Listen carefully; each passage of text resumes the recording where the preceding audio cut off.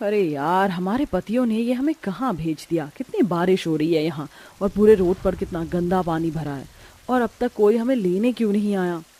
हमें अपने पतियों की बात नहीं माननी चाहिए थी। हम तीनों 5th मंथ की प्रेग्नेंट हैं। हम गांव में कैसे रह पाएंगे। पर उनकी भी तो मजबूरी थी हमें यहाँ भेजना। उनका काम जो नहीं चल रहा। जो भी हो, पर हमें उनकी बात नहीं माननी चाहिए थी। हमें पहले ही समझ जाना चाहिए था कि गांव कभी शहर नहीं बन सकता। उन तीनों भाइयों ने हमसे झूठ कहा कि उनका गांव बहुत अच्छा है। परिणीति, निशा और दिशा तीनों ही पहली बार शहर से गांव आई थी, वो भी अपने पति के कहने पर। गांव आकर गांव की बुरी हालत देखकर वो तीनों मुंह बनाने लगती हैं और वो तीनों देखती हैं कि गांव के लोग किस तरह से बारिश में नहा रहे हैं, वो भी गंदे पानी में। मैं तो कभी भी ऐसी गंदी जगह पर बारिश के मजे ना करूं। सेम सिस, बस हमारे ससुराल वाले ऐसे ना हों। बस ये बारिश जल्दी से रुके और हम अपने घर पहुंचे। मुझे इस हालत में और यहाँ बैठा नहीं जा रहा। यहाँ के लोग कितने अजीब हैं ना, जो बिना छाते के बारिश में एक जगह से दूसरी जगह जा रहे हैं, वो भी इतने गंदे पानी में। मैं तो कभी सपने में भी ऐसे गंदे पानी में पैर ना रखूं। शहर की तीनों बहुएं गांव की ऐसी हालत देखकर मुंह बना रही होती हैं और एक दुकान में बैठकर बारिश के रुकने का इंतजार कर रही होती हैं। पर तभी वहां उनकी सास रूपा आ जाती है और अपनी तीनों बहू को दुकान के बाहर खड़े होकर आवाज देने लगती है। अरे तुम तीनों दुकान के अंदर ही बैठी रहोगी या अपने घर भी चलोगी। यहाँ से घर ज्यादा दूर नहीं है, जल्दी घर चलो। पर तुम्हारी दोनों जेठानी तुम्हारी राह तक रही हैं। माफ करना सासू माँ, पर बाहर बहुत बारिश हो रही है और पानी भी भरा हुआ है, तो थोड़ा वेट करते हैं, क्या पता बारिश रुक जाए। अरे ये बारिश नहीं रुकने वाली। तुम तीनों चलो मेरे साथ। इतनी देर में तुम तीनों के पति ने 4 बार फोन कर दिया। मुझे बार बार पूछ रहा है, माँ अपनी बहू को लेकर आई या नहीं।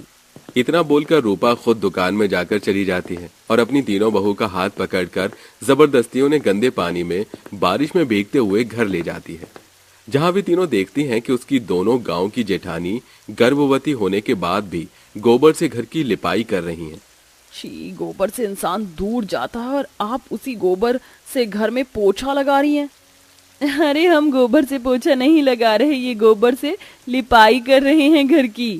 इस हालत में वैसे आप दोनों का कौन सा मन चल रहा है। हम दोनों का 7वां महीना चल रहा है और ऐसे में हमें ये सब काम करना चाहिए ताकि हमें आसानी से जच्चा बच्चा हो सके। 2 महीने बाद तुम भी शुरू कर देना ताकि तुम्हारा भी जच्चा बच्चा सही सलामत हो। वैसे माँ जी ने मुझे बताया कि तुम तीनों का 5वां महीना चल रहा है। अरे बहू, आते ही सवाल जवाब करने लगी। बेचारी गर्भवती होने के बाद भी बारिश में भीग कर आई हैं। हाँ हाँ, क्यों नहीं, आओ तुम तीनों घर में आओ और एक एक करके पहले नहा लो और फिर हम तुम्हारे लिए खाना लगा देंगे। ये सब देखकर शहर की तीनों बहुएं मुंह बनाकर घर में जाती हैं और जब वो मिट्टी से बना घर देखती हैं तो मुंह बनाकर एक दूसरे से बोलती हैं, ये हम कहाँ आकर फंस गए। मुझे तो बहुत गर्मी लग रही है। जेठानी जी थोड़ा एसी चला दो। परिणीति की आवाज सुनकर अनीता वहां तीनों के लिए दूध लेकर आती है और उन तीनों से बोलती है, अरे मेरी प्यारी शहर की देवरानियों, यहाँ एसी नहीं है। यहाँ प्राकृतिक हवा चलती है और बारिश में भला एसी की जरूरत क्या। क्या यहाँ एसी नहीं है? OMG, मुझे तो बहुत गर्मी लग रही है और मेरे पैरों में इचिंग भी हो रही है। आप मुझे बता दीजिए बाथरूम कहाँ है, मैं जाकर नहा लेती हूँ।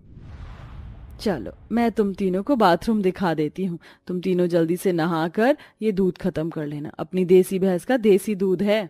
दूध का गिलास नीचे रखकर भूमि तीनों को बाथरूम में ले जाती है, जहां वो तीनों देखती हैं कि अनीता उनके लिए नलके से पानी भर रही है। यहाँ एक टैप नहीं है, हमें अब इस नलके से पानी भरकर नहाना होगा। अरे ऐसे क्यों मुंह बना रही हो? पूरे गांव में बस हमारे घर में नलका है, बाकी सब तो कुएं से पानी भरते हैं।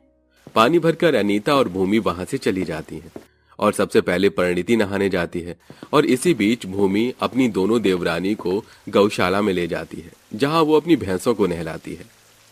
ये अपना तबेला है और ये सारी भैंस भी अपनी हैं। OMG, यहाँ कितनी बदबू आ रही है। पता नहीं आप ये सब प्रेगनेंसी में कैसे कर रही हैं। हम तो यहाँ से जा रहे हैं। अगर रास्ता पता हो तो जाओ बारिश में भीग कर। इतना बोलकर भूमि अपनी भैंसों को नहलाती है और उनका तबेला साफ करती है।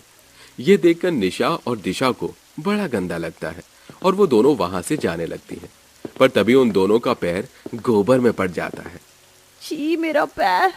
बेबी माफ करना, तुम्हें मम्मा की वजह से ये सब देखना पड़ रहा है। अब हम क्या करें, यहाँ साफ पानी नहीं है क्या? हमें पैर धोना है। बाहर साफ पानी ही तो है, रोड पर जाकर पैर धो लो। आप बारिश के गंदे पानी को साफ पानी बोल रही हैं?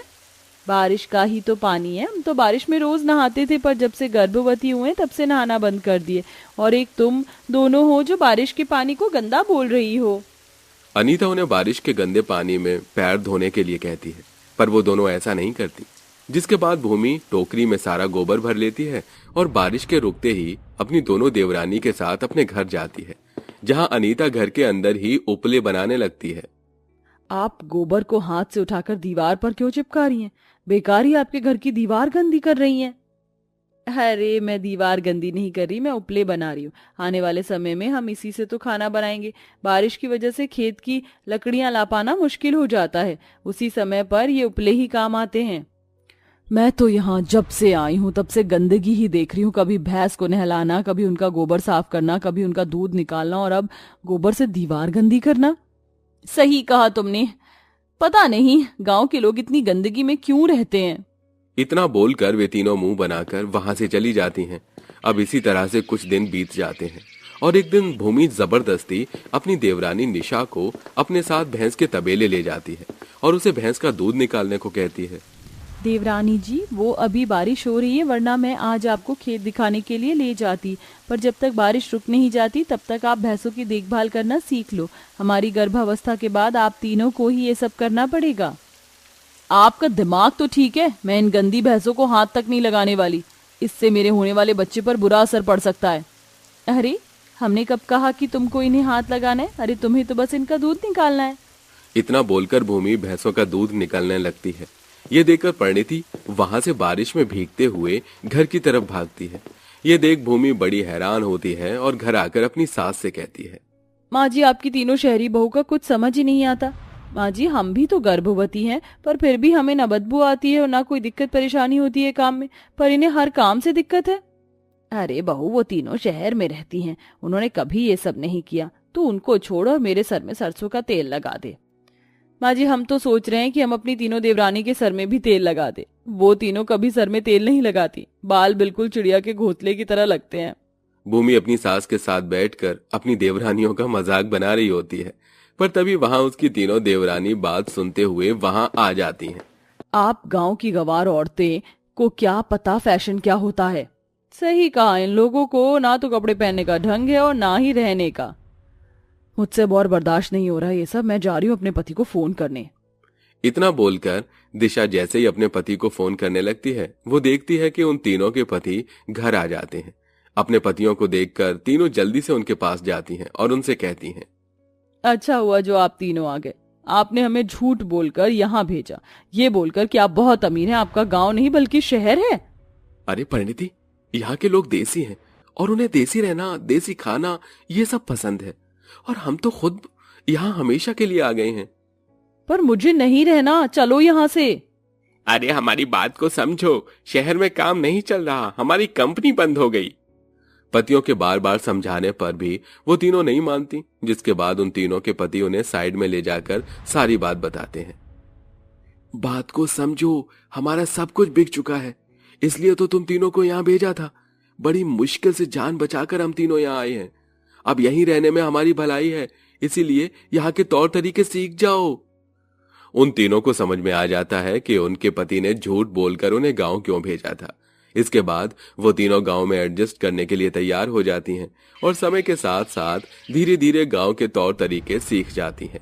ऐसे ही एक दिन, अरे भूमि और अनीता जेठानी जी, आपका आखिरी महीना चल रहा है, आप रहने दो। आज भैंस का दूध मैं निकाल दूंगी और गोबर से घर की लिपाई भी कर दूंगी। हाँ जेठानी जी, आप दोनों बस आराम कीजिए, और वैसे भी ये सब हम करेंगे, तभी तो हमारी भी नॉर्मल डिलीवरी होने के चांसेस बढ़ेंगे। अब तीनों खुद को गांव के रंग रूप में ढाल लेती हैं और बहुत जल्द रूपा की दोनों गांव की बहू प्यारे से बच्चों को जन्म देती हैं। और कुछ महीनों बाद रूपा की तीनों शहरी बहुओं की भी नॉर्मल डिलीवरी होती है और इस तरह रूपा के घर में एक साथ कई सारी खुशियां आती हैं।